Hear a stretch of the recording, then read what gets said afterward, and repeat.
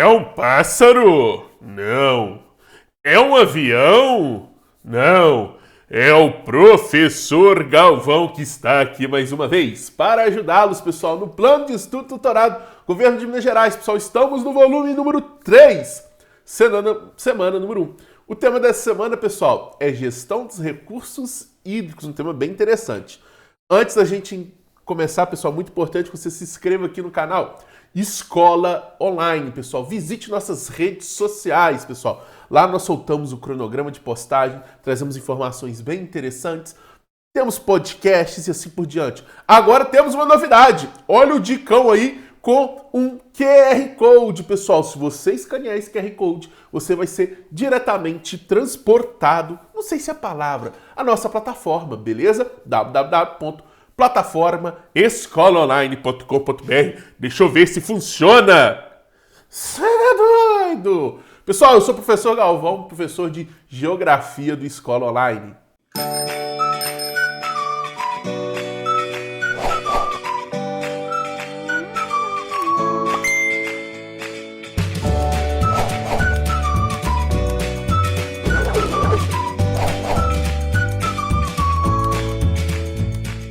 Antes da gente começar, pessoal, gostaria de pedir quem puder me seguir no meu Instagram profissional, prof.galvão.gel. Agora estou voltando das férias, estou voltando a criar conteúdos vinculados à geografia. Às vezes eu também mando lá alguma coisa engraçada, mas normalmente conteúdos ligados à geografia que pode te ajudar nessas provas que você vai fazer pelo futuro, seja na escola, seja no Enem, por exemplo. Gente, cadê o professor Galvão? Quem que é esse cara que parece uma rã-touro? Com essa papada. Pessoal, eu fico parecendo uma rã-touro sem barba. O que acontece? Em alguns lugares que eu trabalho, pessoal, nós estamos voltando com aula presencial. E a barba, e hoje eu sou cabeçudo, né? E a barba atrapalha a máscara, fica jogando a máscara pra cima, né? Aí, por conta disso, eu tirei a barba, justamente para facilitar o uso da máscara. Ninguém mandou o professor Galvão ter uma cabeça de melancia, beleza? No mais, pessoal, vamos começar. Pessoal, quando nós falamos da gestão dos recursos hídricos, primeiro ela tem que ser participativa. O que seria participativa? Vamos pegar uma escala de análise, uma bacia hidrográfica. Quando nós falamos de uma bacia hidrográfica, nós estamos falando de uma área abrangente que engloba várias cidades. Não adianta uma cidade fazer uma gestão, ou seja, uma administração dos seus recursos de forma responsável e outras cidades dessa bacia não fazer. O rio principal vai ser prejudicado mesmo assim. Então, é importante que exista uma gestão participativa. Outra coisa, a água é um recurso abundante. Um problema, 70% dela é salgada. Dos 30% restantes de água doce, a maior parte está congelada ou é subterrânea. Mas mesmo a água superficial, na teoria, ela é o suficiente para abastecer o mundo. O grande problema, ela é mais distribuída nos territórios. Nós temos áreas como a Amazônia extremamente abundante em água, que é uma área pouquíssimo povoada, e outras áreas muito povoadas que nós temos uma escassez hídrica. Por isso, a água é um recurso que é muito valioso, mais do que para a gente em outros lugares, porque é um recurso que não é tão abundante e é essencial para a vida. Pessoal, é importante a gente entender também, a água está acabando, não é bem que ela está acabando, a água potável ela está diminuindo sim, devido à poluição, devido à modificação do curso hidrológico ou do ciclo hidrológico, aonde nós temos, não sei para que eu estou usando esse fone de ouvido, eu não preciso mais do fone, o meu microfone fica aqui. Isso faz com que o ciclo hidrológico ele esteja modificado, seja pelo desmatamento, seja pela criação de uma cidade, uma área rural, uma plantação. Isso faz com que a água se modifique nesse ciclo. Às vezes ela pode estar mais presente no oceano, menos presente no lençol freático, e assim por diante, beleza? Pessoal, a água em si hoje, pensando na geopolítica da água, ela gera conflitos no mundo. Existem conflitos, por exemplo, na Mesopotâmia, Iraque, Síria, Turquia, outros lugares do mundo, no Rio Nilo, por exemplo.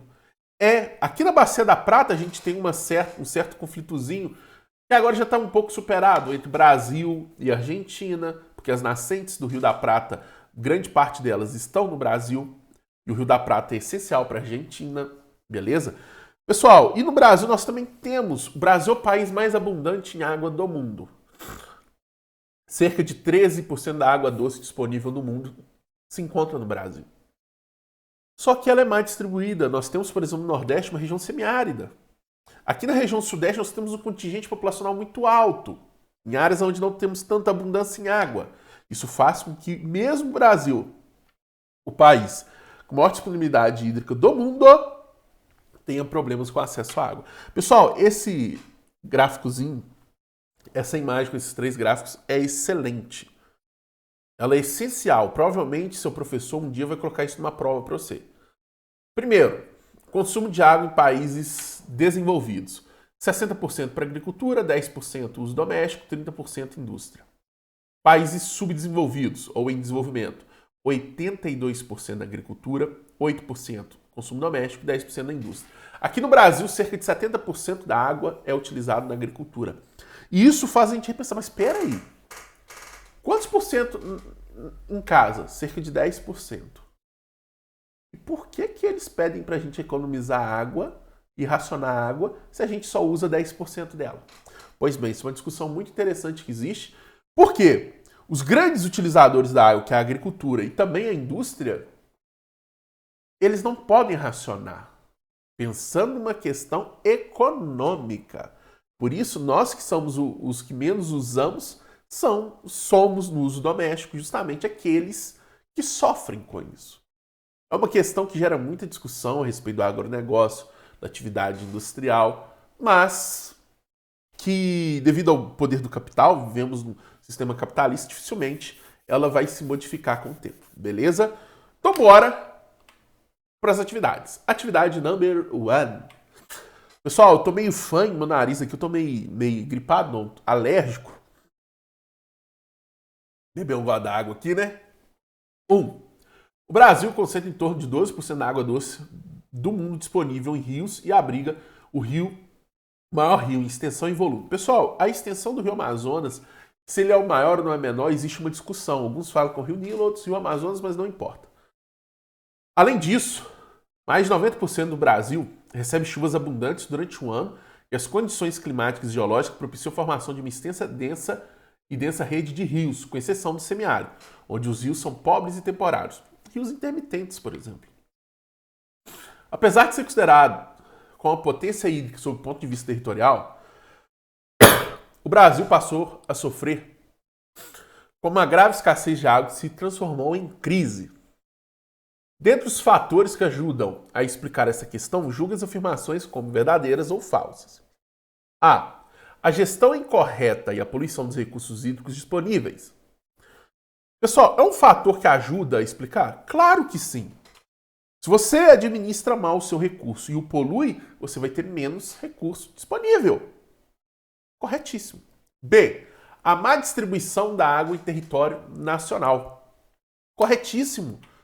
Umas áreas muito abundantes como a Amazônia, outras pouco abundantes como o semiárido nordestino. C. A remoção da vegetação em áreas pluviais e cabeceiras de rios. Corretíssimo. Isso diminui a capacidade de recarga dos aquíferos, do lençol freático. Consequentemente, menos água nas nascentes. Menos águas nas nascentes, menos águas nos cursos hídricos. Correto também. D. Uso indevido dos sistemas de abastecimento. Correto. Se você utiliza a água de forma indevida, você vai desperdiçar aquele recurso. Por exemplo, vazamentos e encanamentos. Pessoal, uma das principais formas de desperdício de água é nas tubulações antigas, sem manutenção, que estão vazando no subterrâneo, embaixo da terra. E é o histórico de falta de chuva nos últimos 20 anos em todo o país. Pessoal, isso é falso. A questão das secas são coisas naturais. Os El Niños, por exemplo, os Laninhas que geram secas em determinadas partes do país, isso é algo normal. Claro, pode ser que elas estejam mais intensas, mas sempre tivemos secas. Só que, devido à maior utilização do recurso, devido à menor disponibilidade, isso nos afeta mais. Porém, a gente não pode falar que isso é uma causa, porque as secas não surgiram de um dia para o outro, ok? Então fica VVVVF, na minha opinião, beleza? Atividade número 2, questãozinha da FUVEST. Ai, pai, para! As perspectivas ficaram mais pessimistas porque a seca atual do sistema Cantareira é mais crítica que a de 1953. Até então, a pior da história e que servia de parâmetro para os técnicos dos governos estadual e federal. Acerca da crise hídrica, apontada no texto acima, e vivida pela cidade de São Paulo e pela região metropolitana, é correto afirmar que a situação apresentada é de natureza entre outras, ou seja, o que causa isso? A. Geográfica e geopolítica, dado que a grave crise no abastecimento experimentada por essa região levou à importação de água. Falso. Beleza? Apesar de existir sim uma grande questão do sistema Cantareira, é mais focado no estado de São Paulo. Beleza? Então não houve essa importação de água, por exemplo. B. Social e demográfica, já que políticas públicas de incentivo às migrações? Alguém viu alguma política pública de incentivo às migrações? Ela ocorreu muito forte no século XX, mas não vi um incentivo para isso. Falso. C. Climática e pedológica. Pessoal, pedológica, solo. Pois as altas temperaturas durante o ano provocaram a formação de chuva ácida. Pessoal, quanto maior a temperatura, mais evaporação tende a ter mais chuva. Mas isso não é a causa da chuva ácida, então falso. Resposta então para a gente, letra D. Ecológica e política, posto que a reposição de água dos reservatórios depende de fatores naturais, assim como do planejamento governamental sobre o uso desse recurso correto. Além da questão da chuva, a gente tem a gestão. Se a gestão é mal feita, consequentemente vai se utilizar de forma errada esse recurso. E se chove pouco, você vai ter menos água disponível. Então, resposta letra D. Atividades 3 e 4. 3.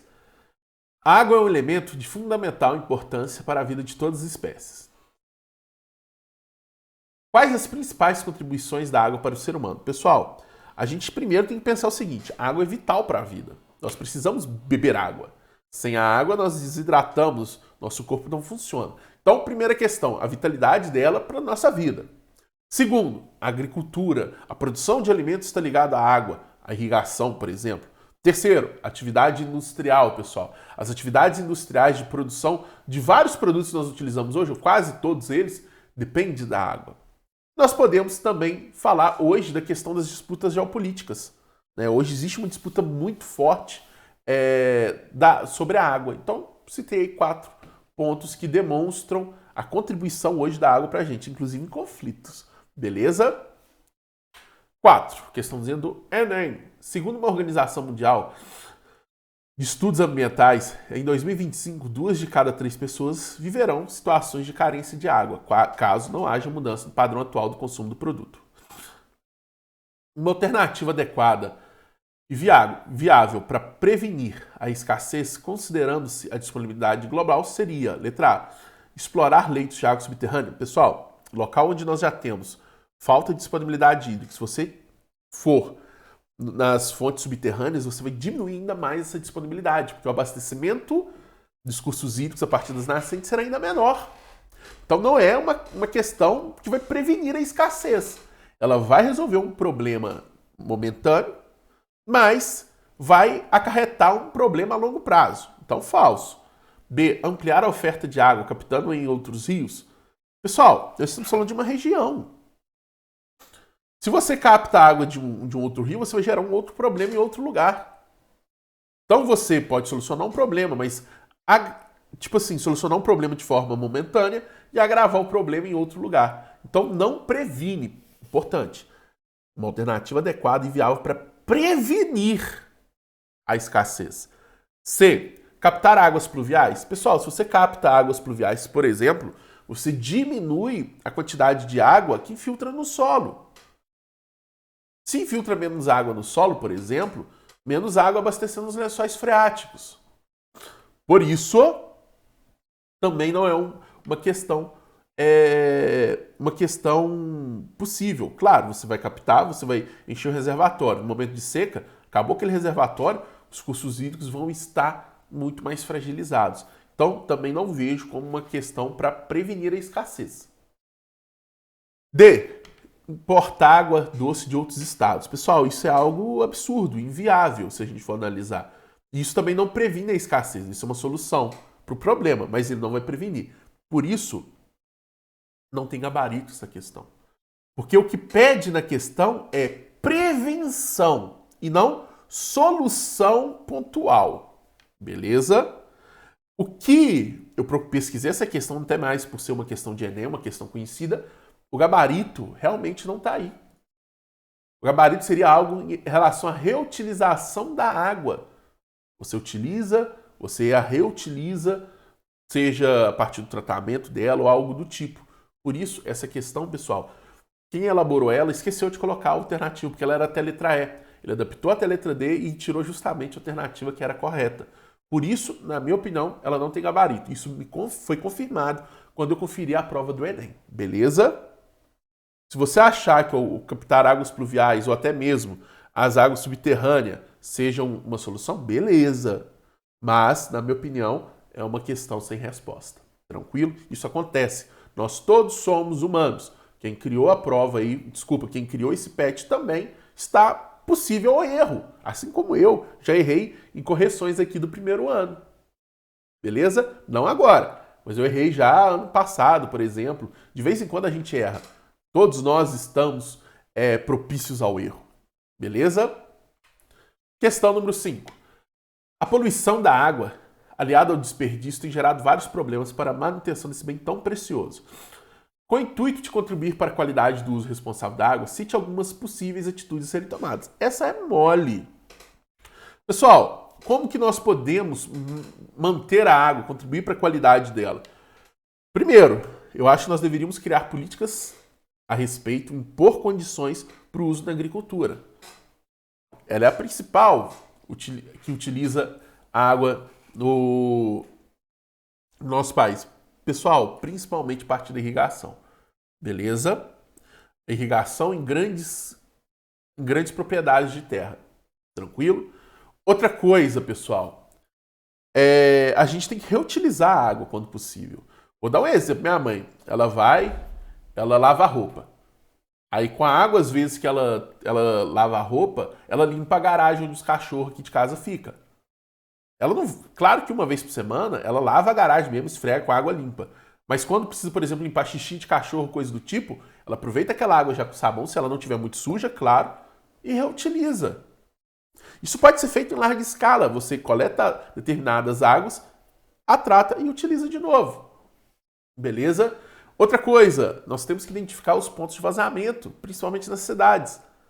É a água que é desperdiçada. A coleta e o tratamento do esgoto, você diminui a quantidade de água que é poluída. Você não polui aqueles cursos hídricos que passam pelas cidades.